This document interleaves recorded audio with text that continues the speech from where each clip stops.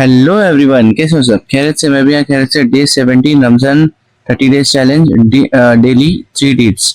दोस्तों, ये कॉन्सेप्ट है मेरा डेली 3 डीट्स का। तो आज का सहरी का टाइम हो चुका था दोस्तों, तो सहरी बीत चुकी थी।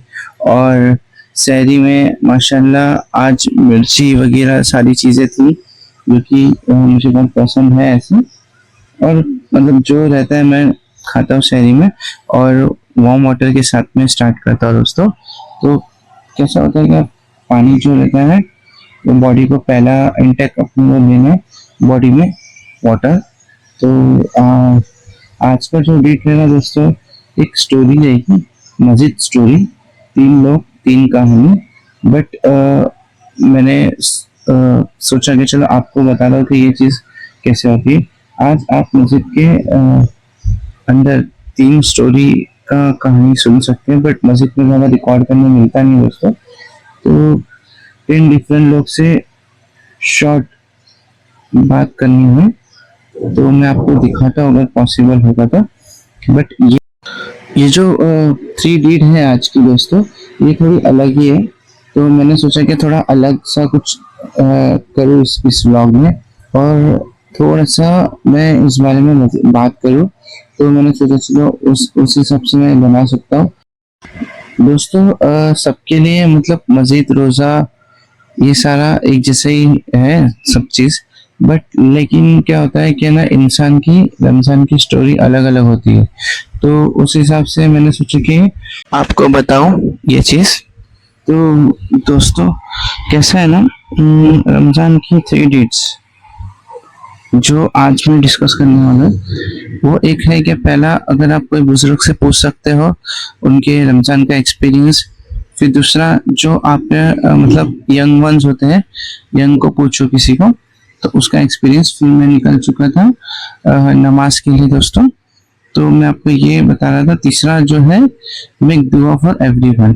ये 3 डेट्स आज के डिस्कस करने वाले हैं हम, जो कि मस्जिद टॉक में आज की स्टोरी जो रहेगी मस्जिद की, उसके बारे में रहेगा दोस्तों। क्या होता है, क्या रमज़ान सबके लिए एक जैसा ही रहता है, बट सबकी स्टोरी अलग अलग होती है दोस्तों। तो मस्जिद में जो बुजुर्ग अंकल है, उनकी स्टोरी अलग होगी। जो यंग वंस है, उनकी स्टोरी अलग होगी। और जो मिडल एज है, उनकी स्टोरी अलग होगी। स्टोरी इन द सेंस, वो जो डेली चीज़ें करते हैं दोस्तों, वो और हमें मतलब अलग अलग चीज़ें होती है। मस्जिद बुजुर्ग अंकल से अगर आपको बात करनी है, तो उनको ये क्वेश्चन पूछ सकते हैं, अंकल जी, आपको आपके लिए रमज़ान का सबसे स्पेशल मोमेंट क्या है? तो वो बताएंगे अपना एक्सपीरियंस। या फिर कोई यंग वंस रहेगा, उसको पूछेंगे कि रमज़ान आपके लिए चेंज करने के लिए किस हद तक का मतलब कोशिश होती है, मतलब उसमें आपको कैसे वो होता है, मतलब कोशिश कर पाते हो आप, तो वो बोल सकते हो। तीसरा जो रहेगा, क्या मिडिल एज के लिए, उनको भी पूछने कि आपका डेली लाइफ में क्या क्या चीज़ें चेंजेस होती है, और क्या चीज़ें इंपॉर्टेंस होती है, और क्या चीज़ें नहीं होती, आप कैसे उसको वो करते हो। तो वो चीज़ें भी आप पूछ सकते हो। ये तीनों चीज़ें जो है, मतलब आपको एक अलग आइडिया देती है। मैं फिर मस्जिद पहुंच गया था दोस्तों। मस्जिद में बाहर चप्पल उतार कर अंदर एंटर करते हैं नमाज के लिए।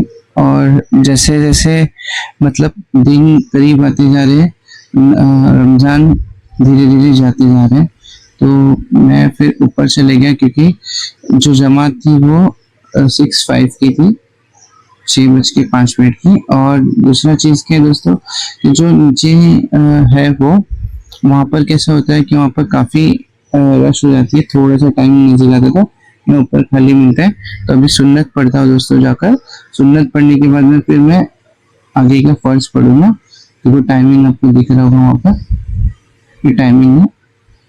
अभी कैसा है दोस्तों, क्या आपको मैं सेकंड डेट के बारे में बताता हूँ। Talk to a young person. किसी यंग लड़के से पूछो। क्या क्वेश्चन करोगे, रमज़ान में आप क्या क्या चेंजेस हैं, और आप क्या क्या इम्प्रूवमेंट करते हो, क्या क्या चीज़ें करते हो दिन भर, ये भी कर सकते हो। और मस्जिद में माशाल्लाह इतनी बरकत होती है, रमज़ान के टाइम पे लोग कितने आते हैं नमाज पढ़ने के लिए, और भरी भरी मस्जिद रहती है। तो दोस्तों मैंने नमाज पढ़ लिया, नमाज पढ़ के मैं जा रहा हूँ घर पे, फिर बाकी का चीज़ें करूँगा। और कैसे है ना दोस्तों, हर कोई को अपना काम प्रॉपरली जो कर रहे हो वही करना चाहिए। रमज़ान का मतलब ये नहीं है कि दोस्तों मस्जिद में जाके आप सो जाए, या फिर सोए तो सीधा सुबह पूरा रात जागे और सोए तो सीधा 5 बजे 6 बजे उठे, ऐसा नहीं होना चाहिए दोस्तों। तो वो ध्यान रखना है। और ये माशाल्लाह फ्लैग और मस्जिद का गेट काफ़ी खूबसूरत दिख रहा था, तो सोचा मैंने थोड़ा ले लूँ रिकॉर्ड, क्योंकि इतना प्यारा दिख रहा था।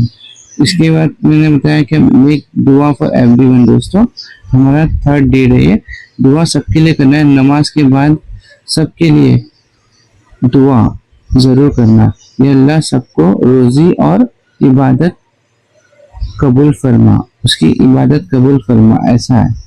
तो कबूल करने के लिए बोले दुआ करिए सबके लिए। मस्जिद सिर्फ नमाज के लिए जगह नहीं है दोस्तों, ये कम्युनिटी है जहाँ हर इंसान अल्लाह के करीब आता है, मतलब अल्लाह के करीब आने के लिए एक जरिया है। आपको एकदम एकदम इजी सोर्स दिया हुआ है। क्या अल्लाह ताला हम सबको नमाज की हर चीज़ की तौफीक अता फरमाए। हाँ तो दोस्तों, आज मेरे फ्रेंड्स लोग ने मुझे बुलाया था इफ्तार के लिए, इफ्तार की पार्टी थी, तो वो पूरा व्लॉग है मेरे, मतलब इसके बाद वाले व्लॉग में डालूंगा मैं वो। तो पूरा वहाँ पर क्या क्या डिस्कस हुआ क्या क्या नहीं, मैं उनका वेट कर रहा था। वहाँ पर यूनिकॉर्न होटल थी, होटल में हमने सोचा पार्टी करते हैं आज इफ्तार की। ये जो मैं वेट कर रहा हूँ ये है, आपको बताऊँ तो ये है मरोल में, जो कि मरोल मेट्रो स्टेशन के नीचे यूनिकॉर्न करके होटल है।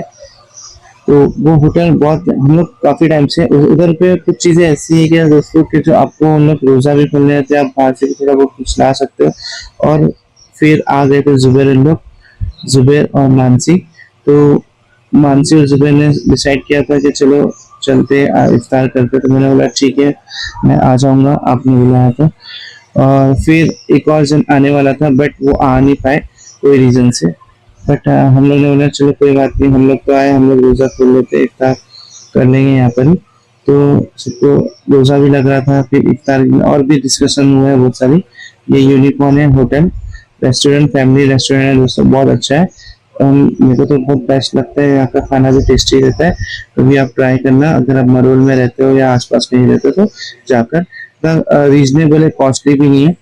तो फिर मैंने इनसे थोड़ी बहुत कुछ बातें डिस्कस की, और डिस्कस करने के बाद में मैं आपको उसका पूरा ब्लॉग में आपको बताऊंगा कि मैंने क्या डिस्कस की, तो वो आपको दिखेगा।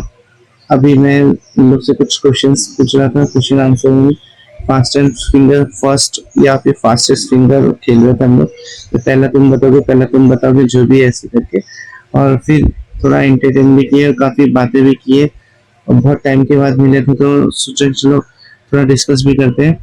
तो ये हमने रगड़ा लाया था, और फिर उसके बाद में ये मेन था, मेन कोर्स जो हमने खाया आफ्टर इफ्तार की, थोड़े बहुत छोटे बड़े चीज़ खाने के बाद में, और मुर्गा मुस्लिम टाइप में यूनिकॉर्न होटल।